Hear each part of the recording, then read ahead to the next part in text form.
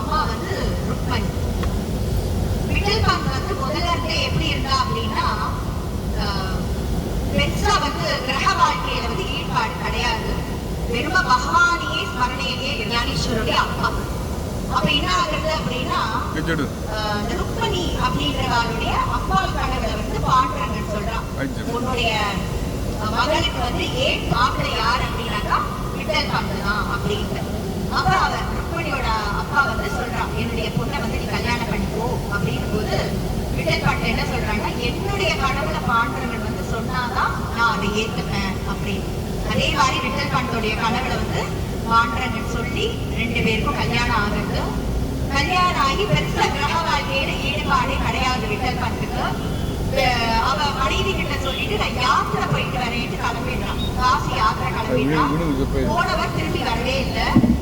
இங்க வந்து ருக்மணி ரொம்ப ஒரு கஷ்டத்துல இருக்கா. ருக்மணி வந்து ஒரு அரச மரத்தை வந்து சுத்துறான். இப்ப நம்ம ஆலந்தி கோயில்ல ஞானேஸ்வருடைய அம்மா ருக்மணி சுத்தின அரச மரம் நம்ம பார்ப்போம்.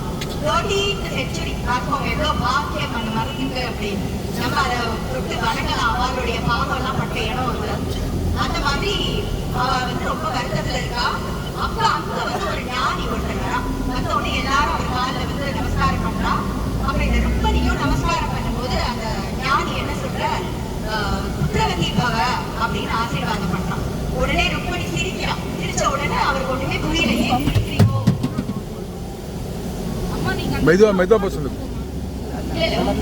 ஏன் சிரிக்கிறீங்க அப்படின்னு கேட்ட உடனே இந்த மாதிரி என்னுடைய கணவரை புரியே இல்லை அப்படின்னு கூட அந்த ஞானிக்கு வந்து ஞான திருஷ்டி தெரியாது. இவரோட சிஷ்யர் தான். காசியில வந்து விட்டல்பாண்ட் என்ன சொன்னா, தனக்கு கல்யாணம் ஆனதே சொல்லாமையே அங்க சிஷ்யன் ஆயிட்டா. அப்புறமா அவர் வந்து விட்டல்பாண்ட் கிட்ட சொல்றான், நீ திரும்ப கிரக வாழ்க்கையில வாழணும், உனக்கு வந்து சிவபெருமானுடைய அவதாரமா நிவர்த்திநாத் வந்து பிறப்பா, விஷ்ணுவுடைய அவதாரமா ஞானேஸ்வர் பிறப்பா, பிரம்மாவுடைய அவதாரமா வந்து சொபாதேவ் பிறப்பா, ஆதிபராசக்தி அவதாரமா முக்தாபாய் பிறப்பா. 4 குழந்தைகள் உங்களுக்கு பிறக்கும்னு அந்த இவர் மகான் சொல்றதுனால குருவுடைய வாக்க மீறக்கூடாதுன்னு அவர் கிரக வாழ்க்கையில வந்து வாழறா. அப்போ அந்த கிராமம் என்ன பண்றது, அவளை ஒதுக்கிடுறது. அந்த நிறைய பண்டிதர்கள்லாம் இருக்கா இல்லையா, ரொம்ப பண்டிதர்கள் எல்லாருமே அந்த காலத்துல ரொம்ப ஞானிகள். இப்ப இருக்கிற பண்டிதர் மாதிரி கிடையாது, காத்துக்காக ஒரு சுவாகா சுவாகா சொல்றவா கிடையாது. அந்த மாதிரி அந்த பண்டிதர்கள்லாம் என்ன பண்றா, சாஸ்திரம் தெரிஞ்சவா, இது வந்து சாஸ்திரத்துக்கு ஒப்பாதுன்னு சொல்லிட்டு அவளை வந்து தனியா ஒரு இடத்துல வச்சிடுறா. அங்க ஞானேஸ்வர் அந்த அவ வாழ்ந்த வீட்டுக்கு நம்ம போவோம். அங்க ரொம்ப நல்லா இருக்கும், அவ நல்லா மெயின்டைன் பண்ணிருப்பா அந்த இடத்துல. வீடுகள் நம்மள மாதிரி கிடையாது, அழகா வீடெல்லாம் கட்டி ரூம் எல்லாம் கட்டி கட்டில் போட்டு அதெல்லாம் கிடையாது. சும்மா ஒரு வீடு, அதுதான் வீடு அவளுக்கு. அப்போ அந்த மாதிரி அவ ஒதுக்கிட விட குழந்தைகள்லாம் கொஞ்சம் அதே மாதிரி 4 குழந்தையும் பிறக்கிறது அவளுக்கு. குழந்தைகளுக்கெல்லாம் கூடல் போடணும். அந்த வயசு வந்த உடனே விட்டல்பாண்ட் போய் அங்க இருக்கிற பண்டிதர்கள் கிட்ட கேட்கலாம். அப்ப அவெல்லாம் ஏத்துக்கல. இதுல வந்து ஒரு சன்னியாசி வந்து ஒரு கிரகஸ்தன் சன்னியாசி ஆகலாம், ஒரு சன்னியாசி கிரகஸ்தன் ஆகக்கூடாது, அந்த சாஸ்திரத்துல கிடையாது.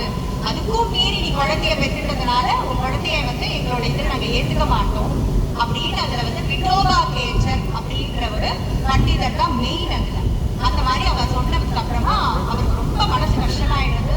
என்ன பிராயச்சித்தம், எல்லாருக்குமே ஒரு பிராயச்சித்தம் இருக்கும் இல்லையா, அப்படி துறக்கணும் அப்படின்னா. இப்ப நம்ம போற இந்திரா நதியில தான் அவ அம்மா அப்பா 2 பேருமே உயிர் துறந்த இடம் அது. அவ 2 பேரும் உயிர் துறந்துட்டா. குழந்தைகள் ரொம்ப ஏக்கத்துல இருக்கு. எல்லாம் ஞானியா இருந்தாலும் குழந்தைகள் தானே, மனுஷ பிறவி எடுத்தாச்சு. அப்ப எல்லாருக்கும் என்ன பண்றதுன்னே தெரியல குழந்தைகள்லாம். அப்ப அவளும் அதே மாதிரி இருக்கா, பிச்சை எடுக்கிறா, யாரும் பிச்சை போட மாட்டா. அதுல இந்த விட்டோபா கேச்சர் அந்த பண்டிதர் சொன்னேன் இல்லையா, அவள் பொண்ணு பேர் ராதா. அவதான் வந்து அவ எல்லாம் இந்த ஒரு ஈக்குவல் ஏஜ், ஞானேஸ்வர் நிவர்த்திநாத் இந்த ராதா எல்லாம் சின்ன சின்ன குழந்தை ஒரே ஏஜ். அவ மட்டும்தான் ஏதாவது ஒரு பிச்சை போட்டுட்டே இருப்பான். அப்போ இதை விட்டோபா கேச்சர் ஒரு நாள் பார்த்துடுறான். அவ வந்து இந்த கோதுமாவை ஒரே தட்டி விட்டுட்டு கொஞ்சோடு கோதுமாவை மட்டும் இருக்கு. சப்பாத்தி இதெல்லாம் அவளே சாப்பிடுவா. கோதுமாவை வச்சு என்ன பண்றது, முக்காவாய்க்கு ஒரே பசி. அப்ப கேட்கிறான் ஞானேஸ்வரன், ரொம்ப பசிக்கிறது அப்படின்னா ஞானேஸ்வர் வந்து யோக முறையில அவரோட முதுகலை வந்து ஈட்ட உண்டாக்கி சப்பாத்தி போட சொல்லுவான். இவ்வளோ பெரிய விஷயம், சின்ன குழந்தை யோக முறையில. அப்ப அந்த அடுப்பு அதுல எதுவுமே இல்லை அவகிட்ட. அப்ப இந்த இதை வந்து விட்டோபா கேச்சர் பாக்குறான், இன்னும் இந்த குழந்தைகளுக்கு இவ்வளோ ஒரு சக்தி இருக்கே அப்படின்னு. அப்ப இவெல்லாம் திரும்ப அந்த பண்டிதர்களை கேட்கிறா, நாங்க வந்து கூடல் போடணும், எங்களுக்கு உபநயனம் நடக்கணும்